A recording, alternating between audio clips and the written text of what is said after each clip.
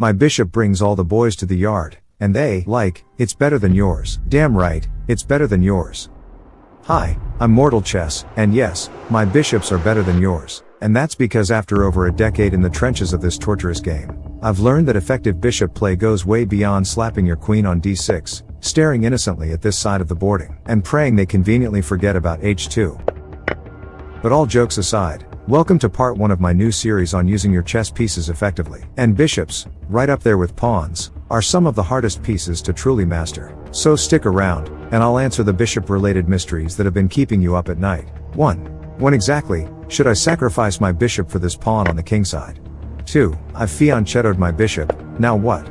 And finally, on a higher level note, what exactly makes your bishop a bad bishop, and how do you avoid the horror show of watching it turn into a lifeless spectator as your position gets dismantled? Trust me, that's a fate you'll want to steer clear of. So let's dive into the secrets of your long-range attackers and take your game up a level, because by the end of this, my bishops will still be better than yours, but at least yours might finally come off the bench and get into some actual action.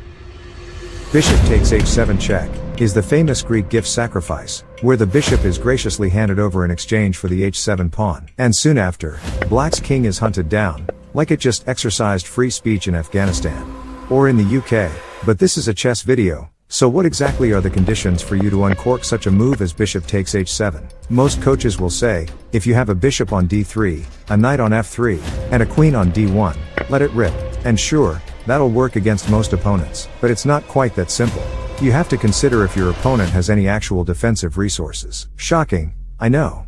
So, what should you be asking yourself before sacrificing a bishop? Will I have enough pieces to actually give my opponent nightmares after handing over my bishop? General rule, if you have at least 2 more attackers than they have defenders, go for it. But if you're still counting and it's looking iffy, ask yourself this: is there a piece you can mobilize faster than your opponent can scramble up some form of defense? If the answer is no, the sacrifice is likely a bad idea. Let's break it down with an example. Imagine there's a bishop on e7. You go in for the glorious sacrifice, plunking your bishop down on h7, and then, you struggle to advance these 2 pieces towards his king because bishop takes knight. The queen on her own can never deliver checkmate. The sacrifice? Yap, terrible idea. Or picture this: after sacrificing your bishop and pushing up those 2 attacking pieces, bishop f5 enters the conversation. That's 2 attackers versus 1 defender. The sacrifice? Still a bad idea, but take this game as an example.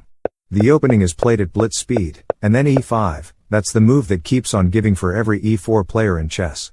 It's a pawn that, according to Kasparov, is worth a point and a half, because while it gains kingside space, it also kicks out one of black's kingside defenders, the knight on f6, setting up all kinds of sacrificial mayhem on the kingside, including bishop takes h7, all thanks to a very strong chess player on chess.com. So, king takes, and after knight g5, you'd think black could just snap it off with bishop takes g5 and call it a day. But then you remember black hasn't castled, the rook is still chilling on h1, and suddenly, pawn takes bishop and the queen and rook are in black's face with 0 defenders on the kingside. All green lights, according to our sacrifice rule. How to stop queen h8 checkmate. f5 was black's desperate answer, providing an escape square, only to be met with the cold-blooded g6. Checkmate? Absolutely inevitable. Remember, you sacrifice a bishop to wreck their king's shelter and expose the poor guy to open fire. If after sacrificing, you have 2 or more attacking pieces than they have defenders, go for it. And here's an instructive example game from one of the greats, Emanuel Lasker, the chess great behind the quote: if you've found a good move, pause, and look for a better one. If you've found a good wife? Well, anyway. f4 is the bird opening, rarely seen these days, yet here we are, watching the legendary Lasker put it to use. This one is for the historians. d5 e3 knight f6, and b3, white gears up to fianchetto the bishop, a move that, after bishop b2, exerts control over all these dark squares. Is this a monster bishop in the making? Stay tuned. Bishop e7 is played by black, preparing to castle, and d3 is where white chose to place his bishop. Ladies and gentlemen, we are witnessing a masterclass in bishop play. And since that's the theme of this game, b6 is on the board, and black too wants to fianchetto his own bishop. A few moves are played, and both sides castle, after which the move c5 reveals black's plan for the game, a queenside advance. The middle game maneuvers see an exchange of knights on e5, and then queen c6 eyeing g2, hoping to catch white napping. Some of you guys just lit up at that move, but this is a high-level chess channel, You can tell by the professional thumbnails and professional voiceover. We are all gathered here today for moves like knight h5. Sophisticated, the equivalent of e5 in the previous game, dislodging the knight and removing one of black's key defenders. Because after it takes, you might think queen recaptures and black's kingside is now under a lot of attacking pressure. And you would be right, but that's not fast enough for Emanuel Lasker. Bishop takes h7, sacrifices a bishop because after takes and queen takes h5 with check, white realizes that this rook can be mobilized faster than black can assemble a defense. It's starting to look like it's 3 attackers versus 0 defenders over on black's kingside. So can you guess which move was played? Yes, bishop takes g7, a double bishop sacrifice. But king takes, and what's the idea? Lasker had to find the move queen g4 check first. And after king h7, how can you stop the simple rook f3 to h3 checkmate? This is as good as game over. 2 brilliant bishop sacrifices proudly sponsored by a simple rule of counting pieces. Granted, some calculation needed to be done before the sacrifice, because such is chess, positions are never identical, and general rules should never be taken as law. Your guiding star shall forever be your calculation. But having that tingling spidey sense, whenever a position is ripe for a bishop sacrifice will win you loads of brilliant attacking games. But why are bishops notoriously referred to as snipers? Nothing embodies that nickname more than a fianchettoed bishop. The key word here is patience. You place your bishop on a square like g7, aiming at white's queenside, and then slowly mobilize your troops toward black's kingside. A few pawns are exchanged, a few pieces captured, a bit of chaos brewed, and then, late into the middle game, as if out of nowhere, a trigger, all the way from Uganda is pulled. The Catalan, the Benoni, the Banco Gambit, the Dragon Sicilian, these are the openings that wield some of the deadliest fianchettoed bishops in the game of chess. d4, knight f6, a move that keeps your opponent guessing. Will you play the King's Indian, the Nimzo Indian, the Grunfeld, the Benoni, or, if you're worthy, the Nimzo Zimbabwean defense? But e3 is on the board, an unusual move, and I found this game deep in the chess.com database to show you that, against strange openings, you can often just fianchetto your bishop and exercise zen-like patience. A few moves are played, and then f4 is on the board, a reverse stonewall Dutch pawn setup, famously known for being unbreakable but with one major downside, having the worst bishop of any chess opening in the form of this poor guy over here. If your pawns are on the same color complex as your bishop, you should look to trade that bishop as soon as you can. More on that in the final chapter of this video. A pair of knights are traded on the e4 square, after which black has doubled pawns in the center and is looking to build a rock-solid structure with a move like f5. But that does come with downsides. This light-squared bishop isn't very happy with so many pawns on its color complex. Patience is the name of the game with these kinds of bishops, and let's see in the next few moves how both sides fare in this game centered around positional ideas. Bishop c4 is played by white to block f5, not keen to see black gain more control of the center, because if f5, the e6 pawn could be hanging. c5 was black's response, striking at the default center and threatening captures. c3 is the standard response, completing the famous Dutch stonewall pawn setup. Unbreakable, but at what expense? This bishop is stuck in the friend zone for a long while. The knight maneuvers to f6, a natural square if you're planning to castle kingside, because without it on f6, as you just saw in the previous chapter, sacrifices begin to enter the picture. Knight h3 is met with h6, preventing any knight g5 followed by potential tactics on e6. Sometimes in chess, instead of spending precious time calculating, refuting, and then allowing a tactic that your opponent might not even play, it's better to just play a simple move like h6.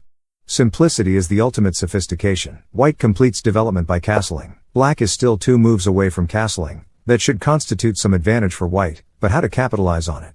Easier said than done. Queen d7 by black is met with rook a1, setting up an x-ray with the rook to keep black's queen honest, a file that's immediately closed with knight d5. Now the f5 push is imminent.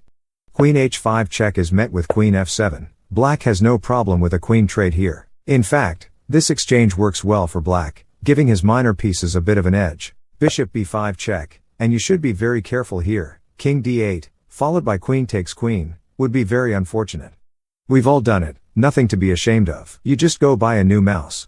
King e7 was played, sidestepping the check and maintaining the queen's protection. Queen h4 check and again the queen blocks. Black is desperate for that queen trade. Queen g3 and king f7 again prepares for queen g6, almost begging for the queen trade. White declines with queen f2, protecting the e3 square. This knight on b5 is more of a menace than I've given it credit for, so c4 chases it away and makes way for this bishop, previously sidelined but now set to join the action via c3. But knight g4 is just the beginning of white's nightmares. Queen e2 maintains protection of the e3 square, and as I mentioned in previous videos, you never want a 3-point piece in a permanent standoff with your 9-point piece.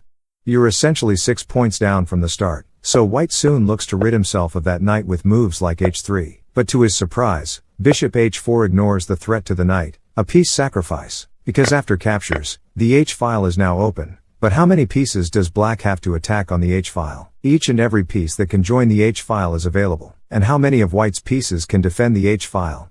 None. If black can ensure white's king stays glued to g1, checkmate is only a matter of time. This bishop, controlling this diagonal, does an excellent job of ensuring that. Bishop retreats to e1 to aid in defense, and then black plays bishop takes knight on f2 with a sneaky idea. Black hopes white will recapture with the bishop, after which e3 controls the f3 escape square for the king and hits the bishop. If the bishop retreats, a nasty tactic follows. Rook h1 check, do you see it?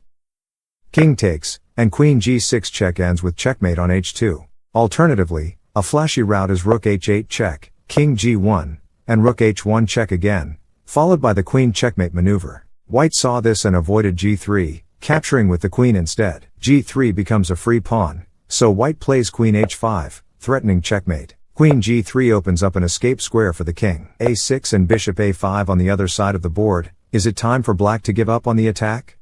Then you realize there's one piece patiently waiting on b7, ready for its moment in the sun. How do you get it into action? How do you activate any bishop? By opening up the position. That's how. After a series of captures, a nasty move is played. Pause the video and see if you can find it. Too late. It's e3, brutal. A move that closes the king's key escape square, so queen h1 check is now checkmate. But if captured, like in the game, this bishop, from beyond the equator shows its power without moving a muscle. Queen h1 check, king f2, and king takes g2 is checkmate. Bishops flourish in open positions, but black had to put his king in great danger, opening the position to achieve checkmate.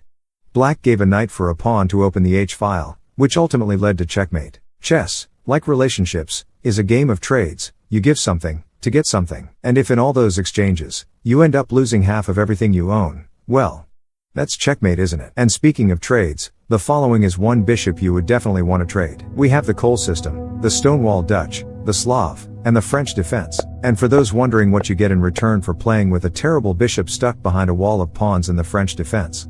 Nothing. You get nothing. That's why you play the Caro-Kann defense. The simple act of playing bishop f5 before closing the pawn structure can save you a ton of trips to the therapist.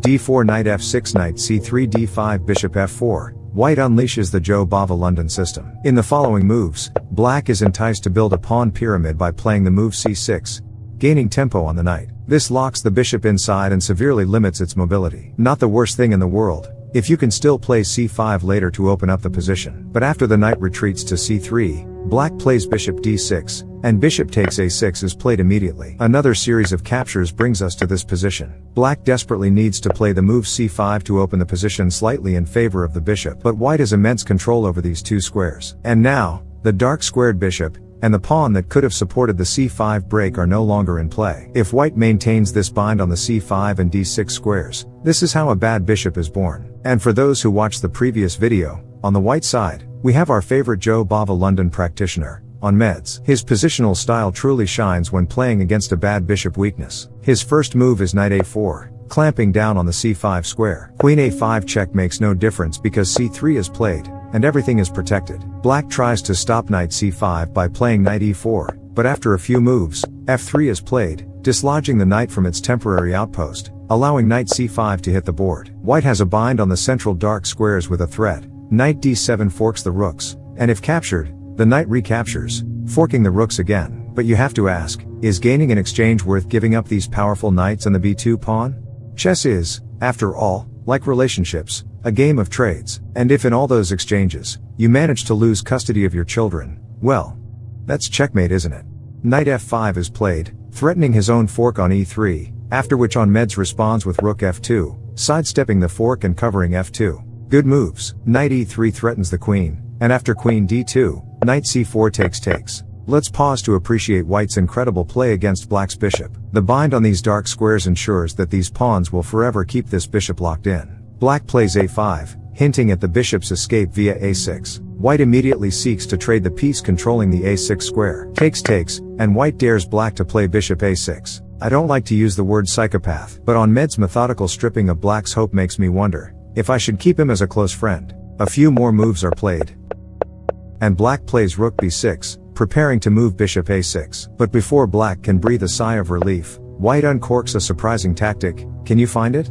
Too late. Rook takes e6, double exclamation. Takes, and after takes, knight takes e6 with check, forking the king and the rook, which is captured. Bishop d3 is played, and the knight returns to e6. After a4, the knight shifts back to c5. Nightmares. This pawn is under attack, the bishop is under attack, and after bishop e4, knight d7 check and it's game over, because after the rook is captured, the simplest move is to capture the bishop and transition to a winning king and pawn endgame up 3 pawns. This was a video about bishops, but in the end, the knight stole the show. Stay subscribed for my video on how to use your knights effectively. Take care of your pets, and peace.